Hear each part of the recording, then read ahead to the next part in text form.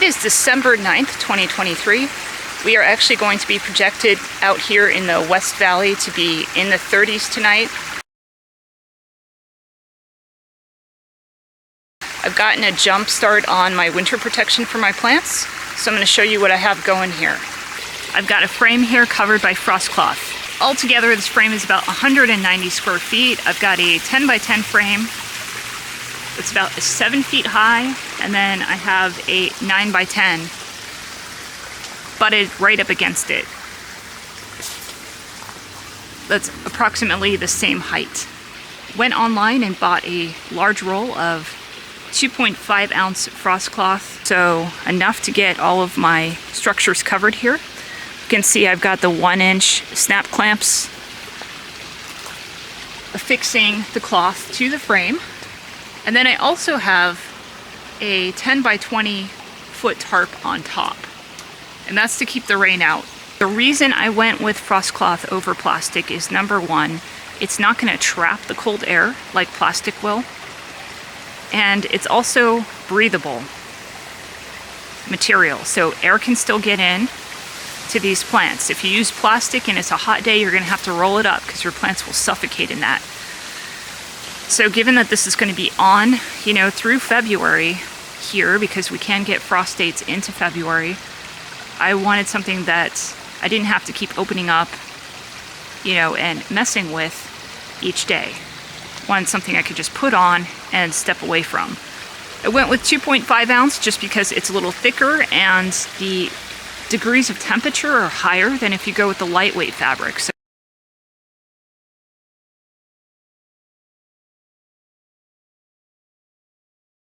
So let's take a look inside.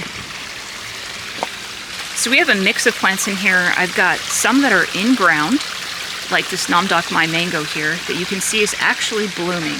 This is not uncommon for this variety. It really likes to bloom during our cold time. The problem with this is in winter, if your lows get below 40, that can easily kill the bloom. So to try to allow this to set fruit, I wanted to get this frost cloth up so I could keep the temperatures above 40 in this frame and potentially get fruit off of this mango tree. So I've got other things like starfruit in here, jaboticaba, avocado in ground. I have a number of plants in containers. A lot of them are mangoes. Basically, I tried to cram all of my container plants in here. I will have to put a few in the garage, like my plumeria, but nearly all of my subtropicals are out in this structure. So I'll do a quick walkthrough here so you can kind of get a sense for how many plants are in here. You can see the frost cloth is going all the way down to the ground, and it's being clamped again by snap clamps to make sure we don't have any air gaps in this structure.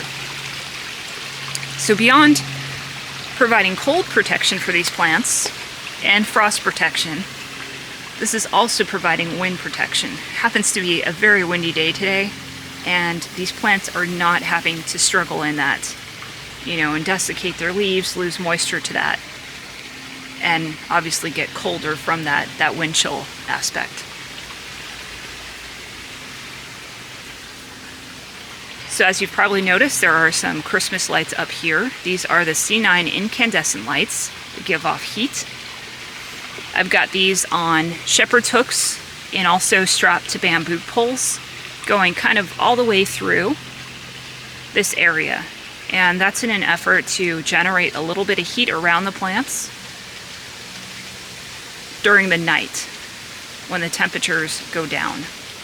So as you notice, I don't have any of the plant leaves touching the light bulbs. That's really important because these light bulbs get super hot. So you want to make sure that when you string these up near your plants, they're not actually touching the branches or the foliage, because that could definitely cause issues and burn the plant up. You also want to make sure that this is not touching something that's flammable, like frost cloth.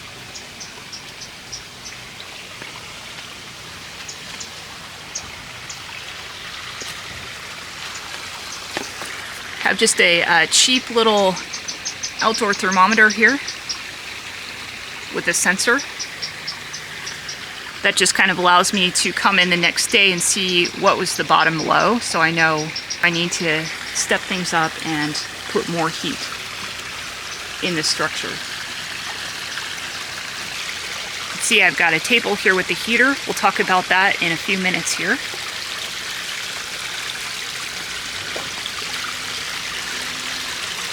The way I'm powering this is I'm just using the electrical receptacle that I've got at the front of the house. That's a dedicated 20 amp circuit.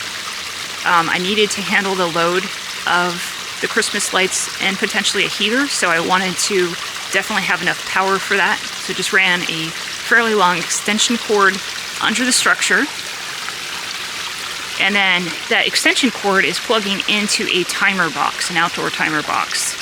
So I'm basically able to set this to go and turn on these lights at night. So probably from around 8 p.m. to 7 a.m. I'll have the Christmas lights running in here. In the event these incandescent C9 Christmas lights don't get this area warm enough, I have a plan B, which is this greenhouse heater. This is made by Palma. It's called the BioGreen greenhouse heater. I got this on Greenhouse Megastore. It's supposed to only heat up about 120 square feet. So the heat's actually coming out this side. You can see those coils and the fan pushing on the leaves there. So as you can see, I have this turned on to heat. You can just use it as a fan, and then there's the off position, and then you can increase the intensity here. I've got this heater plugged into a thermostat controller. This is the same controller that I've used in the past for my heat mats when I propagated cuttings inside. You can set the temperature here with the set button. You just hold it and then set your temperature up or down. And the way that thermostat controller works is it's got a probe attached to it, so it's sensing the temperature in this area. I've got it set here on this dragon fruit stand, kind of higher up. And so once it senses that the temperature is below your set point, it'll kick on the heater. And then of course it's going to stop the heating element once it's at or above your set temperature.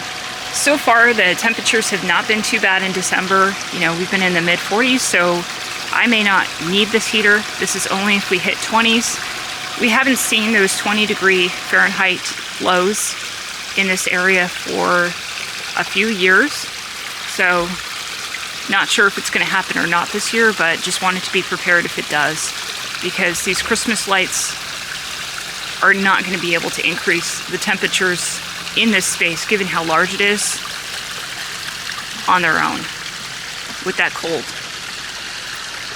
One of the main reasons I went to the trouble of doing all this year is because I have a lot of young mango plants. A lot of these mango seedlings don't even have fully developed bark around them, so they're more susceptible to cold damage. I don't expect to have to do this every year, but certainly to get all of these plants through really their first winter to two for some of these, I wanted to make sure that they were comfortable and not having to deal with too much cold that could damage them or even kill them. Once all these plants have matured, you know, good developed root systems, maybe 15-gallon size, I won't go to these lengths. I will probably still frost protect them just by putting some plastic sheeting over the top of this, but not, you know, go to the lengths of wrapping all the sides and everything for cold protection. So just wanted to share with you what I'm doing for cold and frost protection for my young subtropicals out here in the Phoenix, Arizona area.